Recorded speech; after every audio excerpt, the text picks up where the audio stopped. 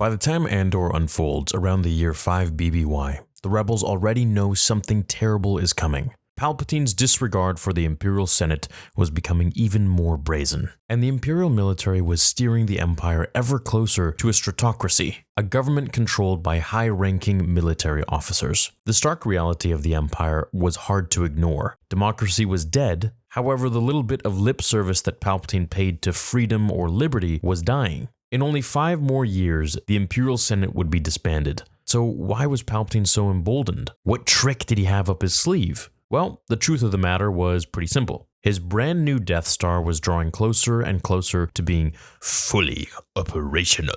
And with the power to completely destroy a planet under his command, Palpatine wouldn't have to fear rebel rallying calls. Even though his stormtroopers and Star Destroyers weren't quite scary enough to keep the rebels at bay, his Death Star was. No planet would dare offer assistance to the rebellion if they knew Palpatine was only a command away from destroying their entire world. With the Death Star striking fear in the entire galaxy, Palpatine hoped the rebellion would crumble, and that's why destroying it was so important. But it's hard to destroy something if you don't even know it exists. And when we look at the rebel fighters during the time of Andor, there's no clear evidence that they knew that the Death Star was even a thing. Before the Battle of Scarif, where Jyn Erso led a small team of insurgents to steal Death Star plans, the rebels only had one recorded interaction with the Death Star. Only a short time before Erso would discover that her father had created the superweapon, a pair of rebel pilots were commanded to investigate a strange region of Imperial space. There,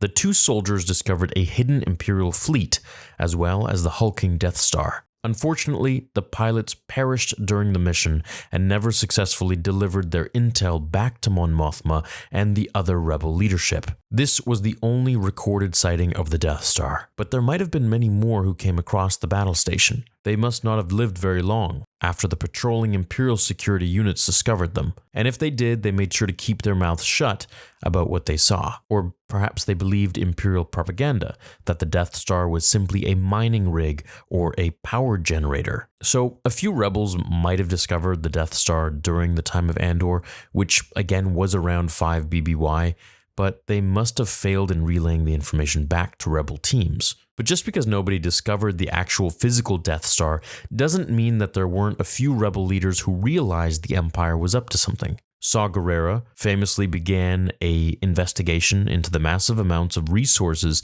that Imperial agencies were acquiring. When Saw compared the different types of materials the Empire purchased or pillaged with the traditional war equipment they produced, the rebel fighter noticed a massive discrepancy. The numbers didn't add up.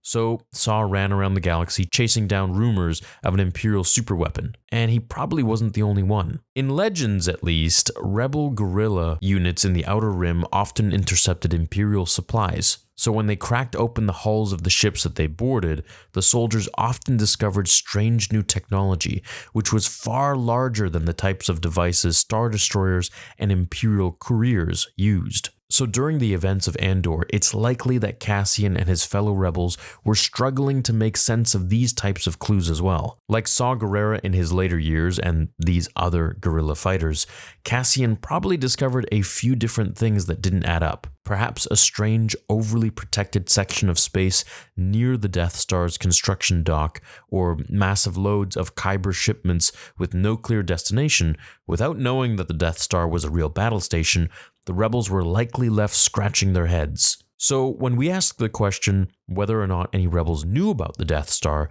this is the best answer that I can give. They probably saw strange clues or heard whispers of things, but they didn't have any actual intel or really any idea as to the technological terror that the Death Star would come to be. Thanks for watching this video. I hope you enjoyed it. Leave a like if you did, and I'll see you in the next one. Until then, remember, my fellow Jedi and Sith friends, the Force will be with you always.